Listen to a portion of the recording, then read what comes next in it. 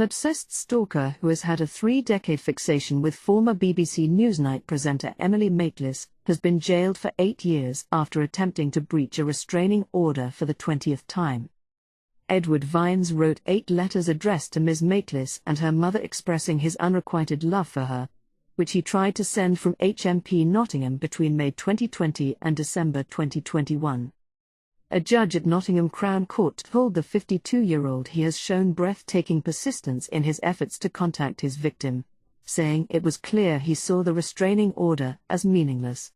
Jurors were told that Vines had systematically, and with increasing frequency, breached 2 separate restraining orders imposed on him in 2002 and 2009, with 12 breaches to his name and 7 separate prosecutions.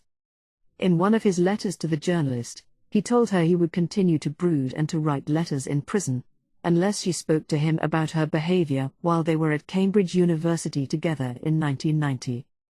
Vines previously stood trial in October last year, and after proceedings were halted due to medical issues, he wrote 2 further letters in which he attempted to blame the journalist for not admitting to being attracted to him. He denied 8 counts of attempting to breach a restraining order, but was unanimously convicted of all counts by a jury.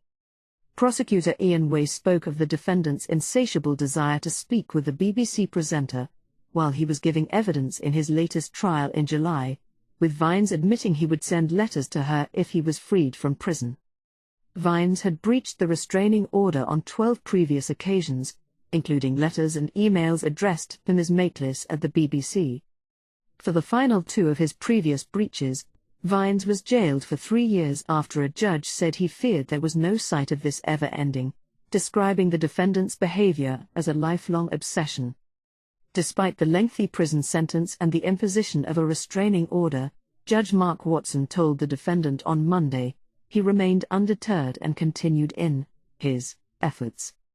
He told Vines, "In my judgment, you have shown breathtaking persistence and a complete disregard for the order and the proceedings you were awaiting. This is just the latest chapter in a much longer history. It seems that having left university and gone your separate ways, you then ruminated over what could have been. The existence of the order is meaningless to you. The only thing stopping you from contacting her is your continued imprisonment. It is an obsession from which you have been unable to escape." Ms. Maitlis interviewed the Duke of York in 2020, which led to Andrew stepping back from official public duties after criticism over his unsympathetic tone and lack of remorse about his friendship with disgraced financier Jeffrey Epstein. The broadcaster and her mother declined to give a victim impact statement to the court ahead of the sentencing hearing. Outlining the reasons why Ms. Maitlis declined to provide a statement, Mr. Way said, "The defendant has persistently maintained that he will continue to write to Emily and Marion Maitlis. The court can properly infer the impact of such long and persistent offending on the Maitlis family. It is indicative of how much they are affected by these proceedings that the defendant causes." In the trial, Mr. Way told jurors he demonstrated a persistent and obsessive fixation with Ms. Maitlis. Opening the case, he said, "This case has a long and unhappy history. For a period in excess of 3 decades, the defendant has demonstrated a persistent and obsessive fixation with the BBC journalist and broadcaster Emily Maitlis, whom he met at university in the 1990s.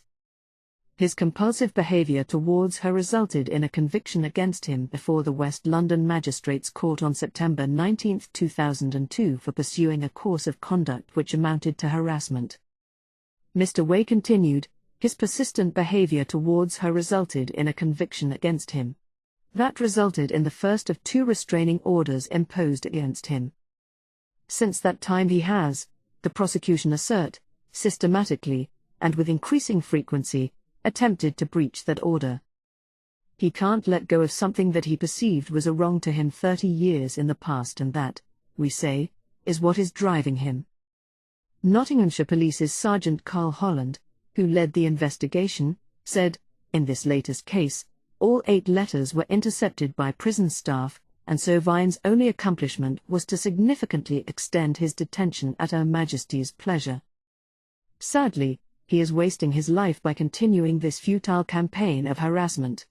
We can only hope reality now finally dawns on him, and he stops committing these offenses.